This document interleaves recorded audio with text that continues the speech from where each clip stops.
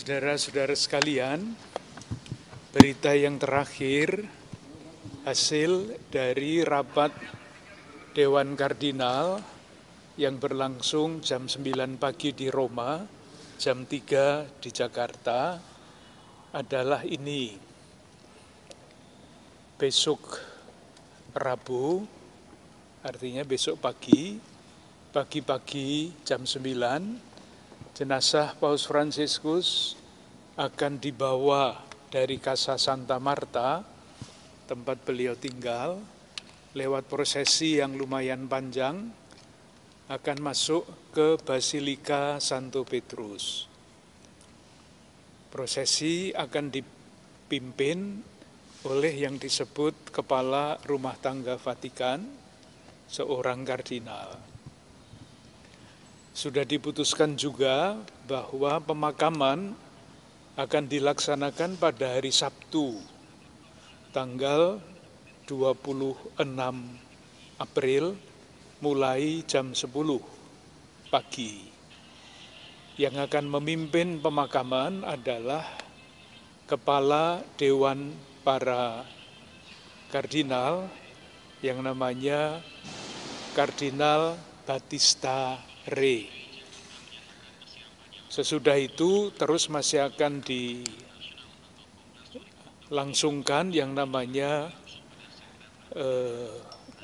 masa berduka cita selama beberapa hari. Itu rapat terakhir, hasil rapat terakhir yang tadi baru saja kami terima dari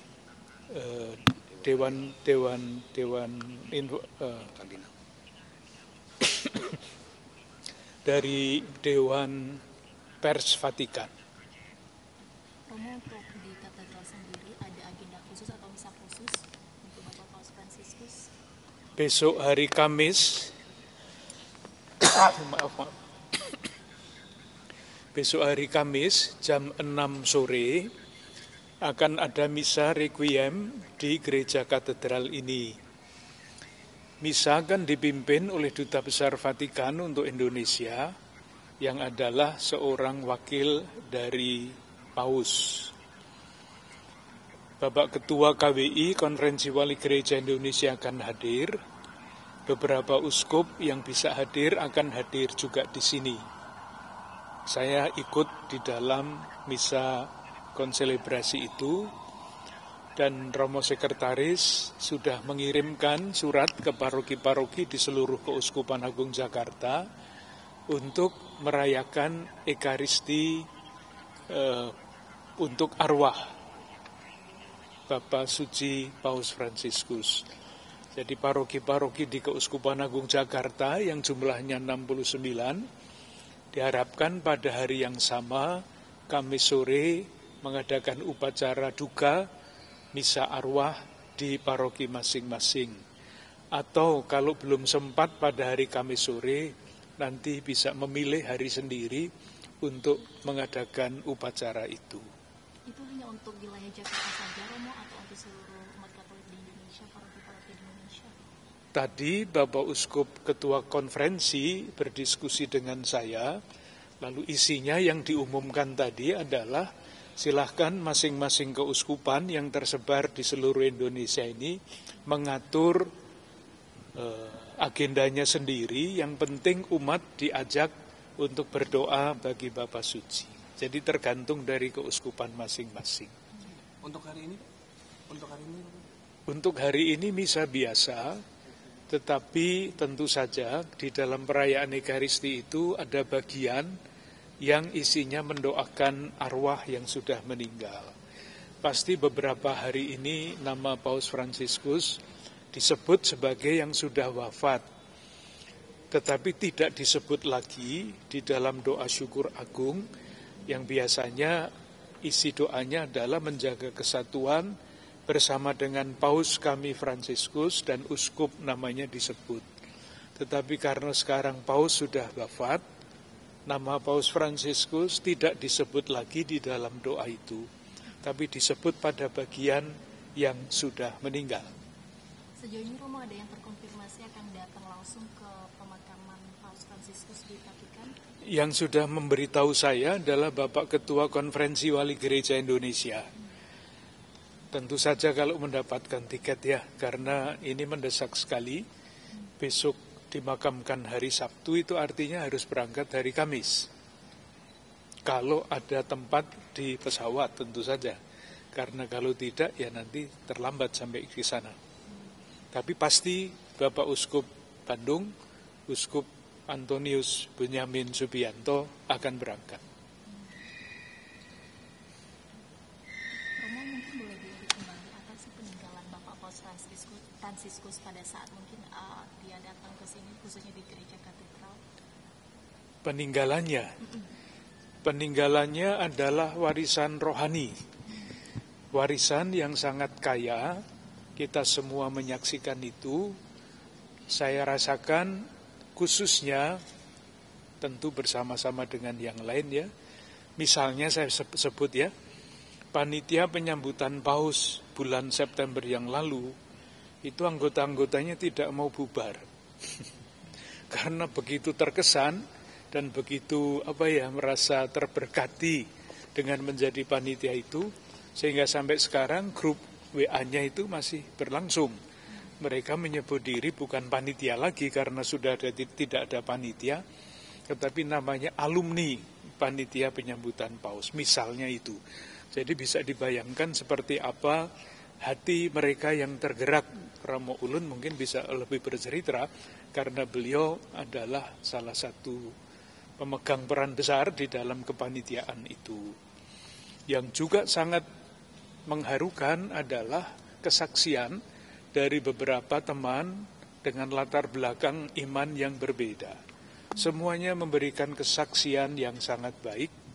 Paus Fransiskus itu bukan sekedar pemimpin gereja Katolik, tetapi adalah pribadi yang mewariskan nilai-nilai kemanusiaan yang mulia. Hampir semua mengatakan itu. Isinya itu. Jadi tidak memandang agamanya itu apa, tapi beliau adalah tokoh kemanusiaan.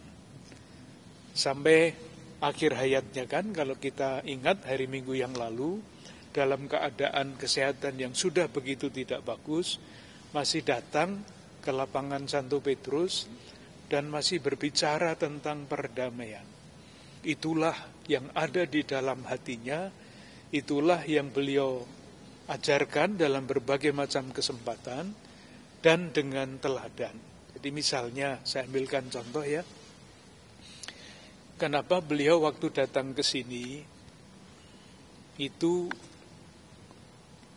mobilnya tidak ditutup jendelanya. Itu bukan karena alasan praktis saja. Ya karena beliau ingin menyapa, kalau boleh memegang anak-anak. Tetapi di latar belakang itu ada pikiran begini, saya itu setiap hari bicara tentang damai. Nah kalau saya takut berhadapan dengan orang, kesaksian saya untuk membawa damai tidak ada gunanya. Jadi dia tidak takut akan apapun, karena memandang semua orang pasti bersaudara.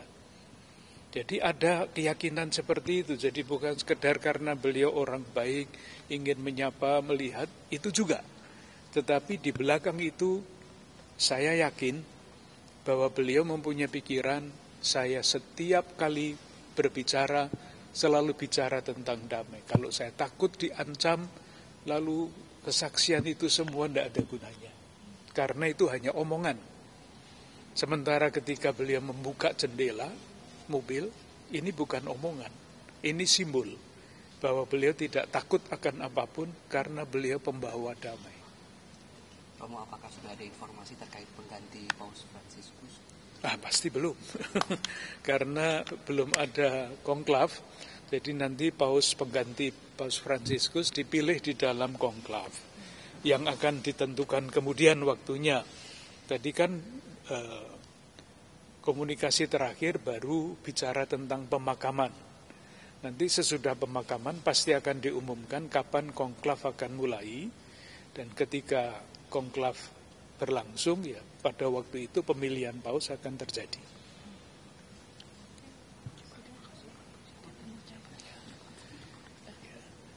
Sekarang atas nama umat Katolik di Indonesia, dengan tulus saya ingin mengucapkan terima kasih kepada Bapak Presiden yang menyampaikan bela duka terhadap berangkatnya Paus Fransiskus.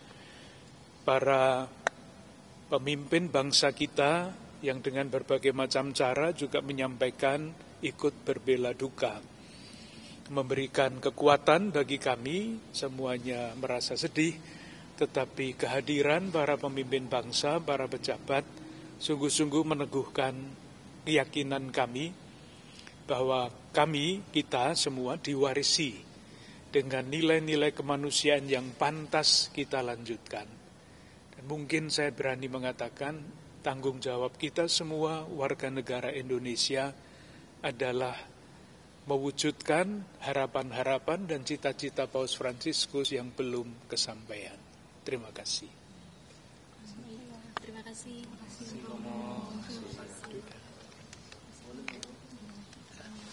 Sudah. Terima kasih. Baik, terima kasih. Terima kasih. Sudah kehujanan kan tadi ya? Iya. Hujan deras di luar. Baik, terima kasih banyak. Selamat sore. Sudah tanya ke Nunsiatura, Kedutaan Besar Vatikan. Ada tim lain di sana. Ada tim yang di sana. Oh gitu. Iya. Oh ini banyak sih. Masih banyak warga juga.